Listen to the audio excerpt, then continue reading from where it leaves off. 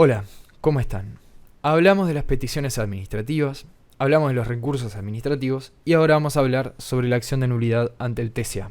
Como dijimos en el video de recursos administrativos, una condición para poder presentar la acción de nulidad, un requisito de admisibilidad de la acción de nulidad es el agotamiento de la vía administrativa. Y eso se daba con un acto ficto, una denegatoria ficta, o con un acto expreso de la administración. Referente a eso, vamos a decir algunas cosas. Primero, la presunción simple que se configura, que está establecida en la ley 15.869, la cual establece una presunción simple a favor del administrado, a favor del impugnante, de quien acciona, mediante la acción de nulidad, si pasados los 30 días de la denegatoria ficta, la administración no resuelve.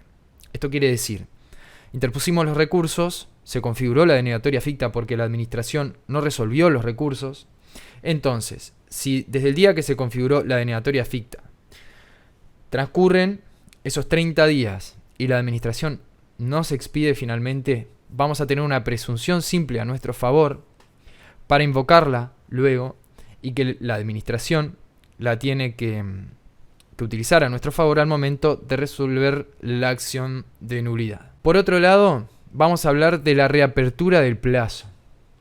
Supongamos también que se agotó la vía administrativa mediante una denegatoria ficta. Quiere decir que la administración no resolvió, pasaron los plazos, no resolvió, se configuró la denegatoria ficta, se configuró el acto ficto, pero después de un tiempo la administración resuelve y cae una resolución expresa de la administración.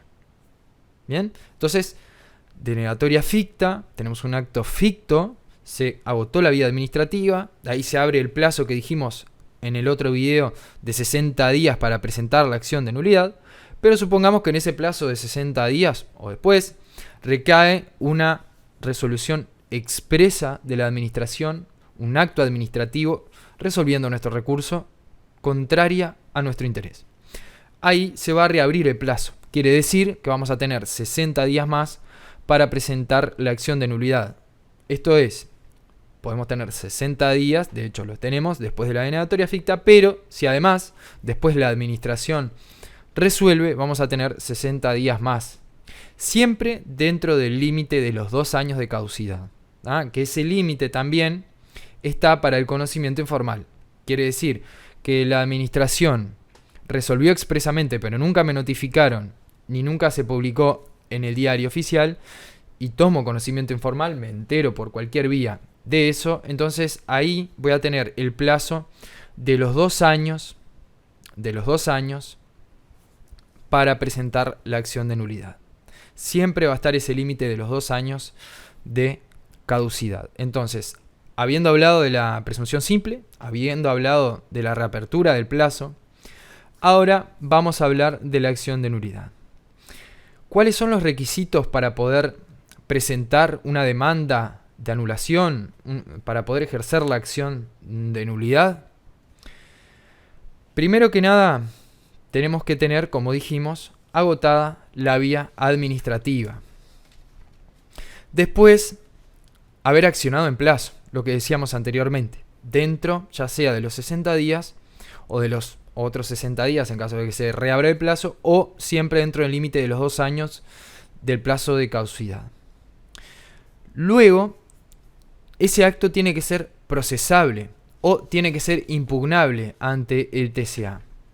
En el decreto ley 15.524, que es la ley orgánica del Tribunal de lo Contencioso Administrativo, en los artículos 22 y siguientes, tenemos cuáles son los actos procesables o impugnables y cuáles no. En el artículo 23, por ejemplo, nos dice que pueden ser impugnables los actos administrativos unilaterales. Esto es redundante, ya que el acto administrativo, por definición, es unilateral, es una manifestación unilateral de la administración que produce efectos jurídicos. Después dice convencionales. Los actos convencionales también son procesables, son anulables. Esto ha llevado a entender alguna dogmática de que los contratos administrativos son impugnables, son pasibles de acción de nulidad, y otra corriente dogmática que entiende que no, por lo general se entiende de que no, porque cuando se habla de convencionales no se habla de contratos sinalagmáticos, sino de actos en los que se precise sí la voluntad de la administración y de un administrado, pero con un fin coincidente. En fin, dijimos que son anulables, por ejemplo, los actos administrativos unilaterales, convencionales o de otra naturaleza dictados con desviación, abuso o exceso de poder, o con violación de una regla de derecho, considerándose tal todo principio de derecho o norma constitucional, legislativa, reglamentaria o contractual. Entonces, ¿cuáles son los actos administrativos pasibles de la acción de nulidad? Como dice el artículo 23, los que acabamos de nombrar, también los que sean separables de los contratos administrativos y también un literal C que no lo vamos a nombrar porque es redundante. Después dice que hay algunos actos que no van a ser procesables, que están en los artículos 26 y 27. Por ejemplo, los actos de gobierno. Y en el artículo 27 tenemos aquellos que son, por ejemplo, los que estén regulados por el derecho privado, los que se emitan denegando los reclamos de cobro de pesos, indemnización de daños y perjuicios, los que desestimen la devolución de las cantidades de dinero que reclaman los interesados por entender que han sido indebidamente pagadas, o los que desestimen las peticiones de los interesados que tiendan al reconocimiento de compensaciones de adeudos. Todo esto porque en sí, si nos fijamos, estas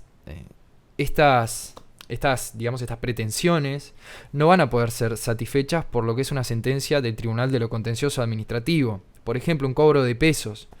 Para eso tenemos una vía idónea que es la de reparación patrimonial. Entonces tiene sentido que estos actos no sean pasibles de la acción de nulidad, ya que con una anulación no vamos a obtener nuestra satisfacción.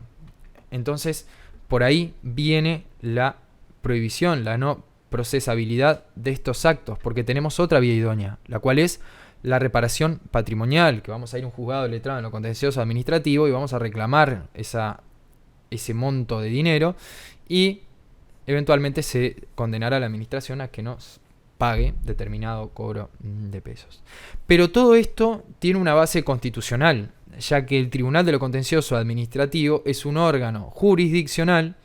Esto quiere decir que ejerce función jurisdiccional, quiere decir que también puede resolver conflictos de intereses mediante una decisión que adquiere la calidad de cosa juzgada. Entonces, puede juzgar y además puede hacer ejecutar lo juzgado. Esto después lo vamos a ver en el tema de la ejecución de la sentencia del TCA, que el TCA ha sido restrictivo en el sentido de interpretar la función jurisdiccional a solo juzgar y no tanto hacer ejecutar lo juzgado. Pero eso es más adelante. Dijimos entonces que habían actos que estaban ausentes, que estaban eximidos o que no eran procesables ante el TCA. Y hablamos también que el artículo 309 de la Constitución es la base de todo esto.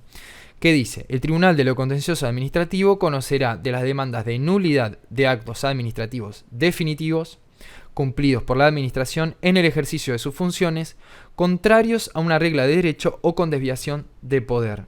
La jurisdicción del tribunal comprenderá también los actos administrativos definitivos emanados de los demás órganos del Estado. Y después dice, la acción de nulidad solo podrá ejercitarse por el titular de un derecho o de un interés directo personal legítimo, violado o lesionado por el acto administrativo. Entonces, recién nombramos el artículo 23 y 24 de la Ley Orgánica del TCA, que tienen a su vez su base en el artículo 309 de la Constitución. Es, digamos, un desarrollo de ese artículo, por lo que se ha entendido que no es inconstitucional. Porque si vemos, en el artículo 309 de la Constitución habla que una causal de nulidad es ser contrario a una regla de derecho o una desviación de poder. Que al respecto decimos que hay autores como Casinelli que han entendido que la desviación de poder está subsumido dentro del concepto de regla de derecho, porque cuando hablamos de la desviación de poder estamos hablando de que la administración actuó sin seguir el fin preestablecido para la norma, o sea, si la norma tiene un fin específico, ese fin, y si no, que actuó sin perseguir el fin general, el cual es el interés general.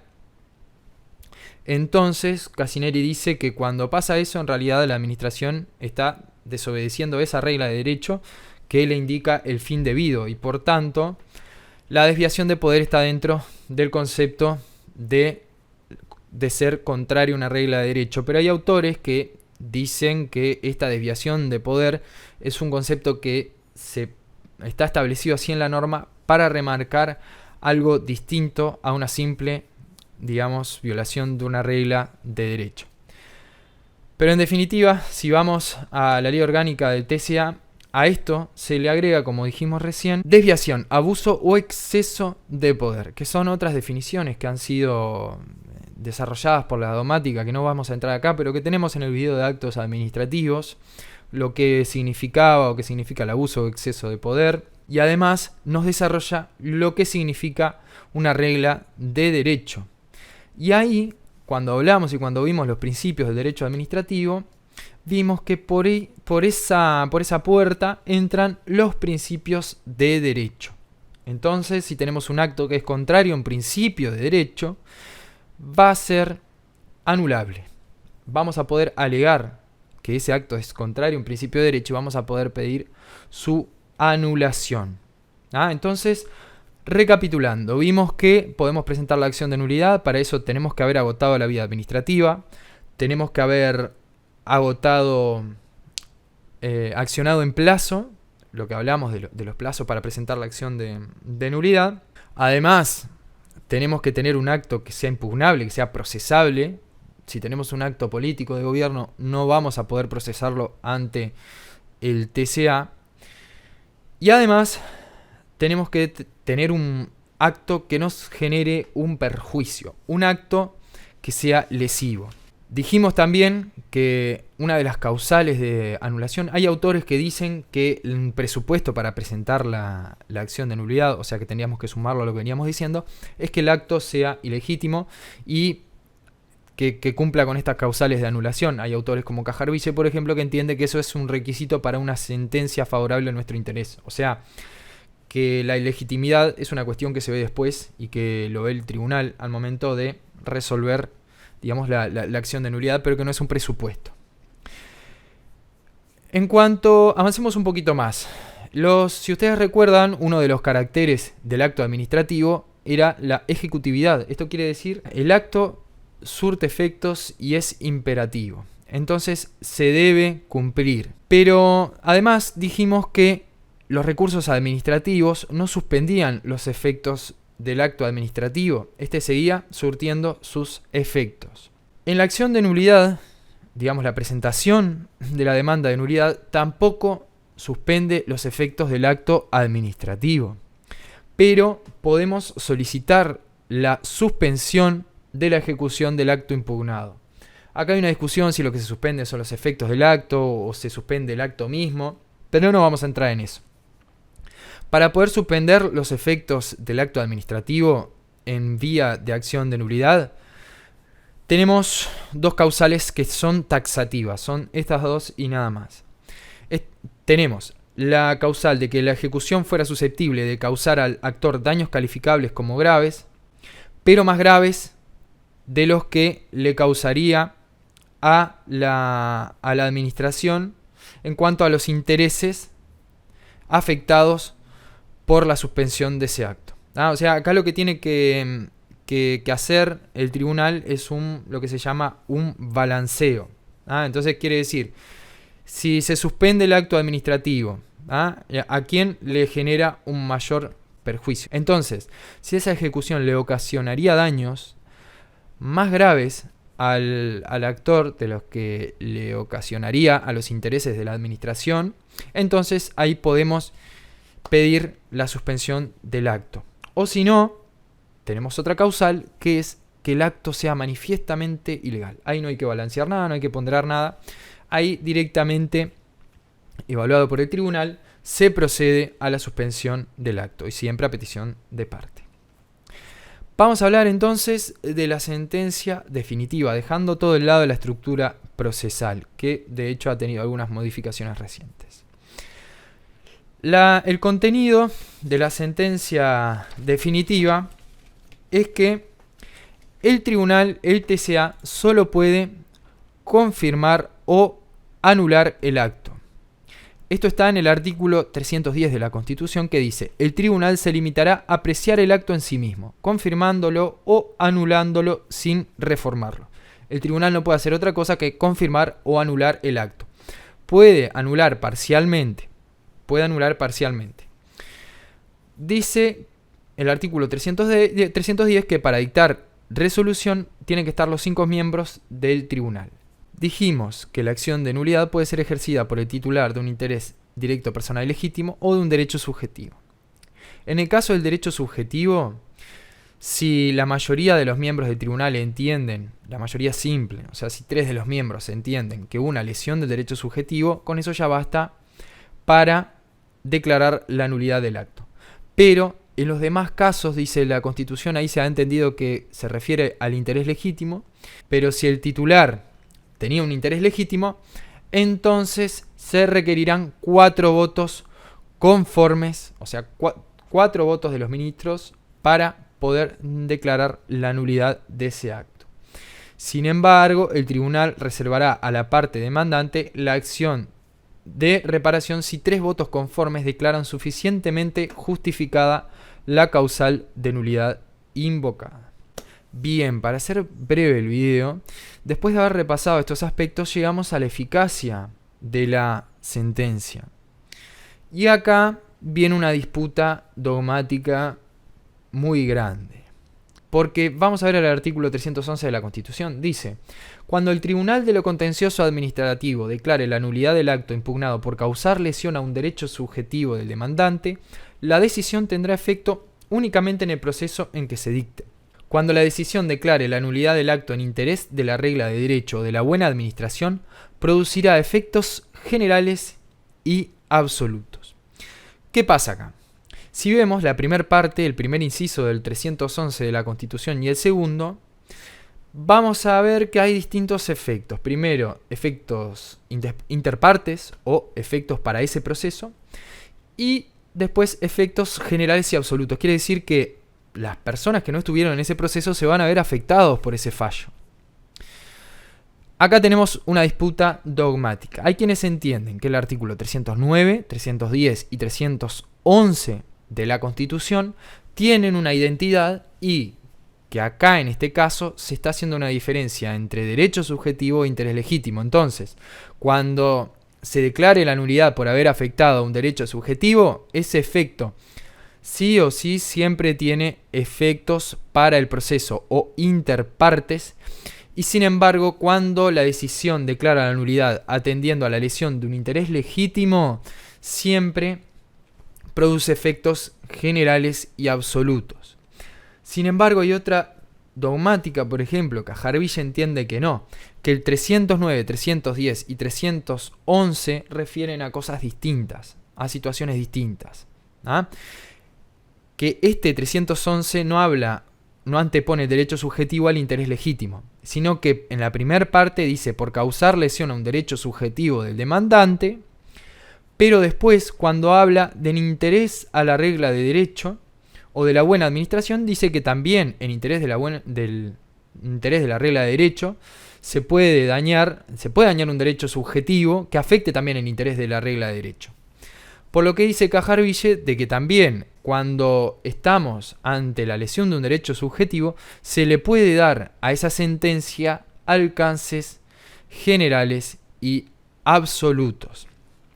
Esto quiere decir que tampoco se relaciona el efecto con la naturaleza del acto impugnado. Hay autores que entienden que si es una resolución, siempre va a tener efectos entre partes, y si es un reglamento, siempre va a tener efectos generales absolutos. Hay autores que entienden que no.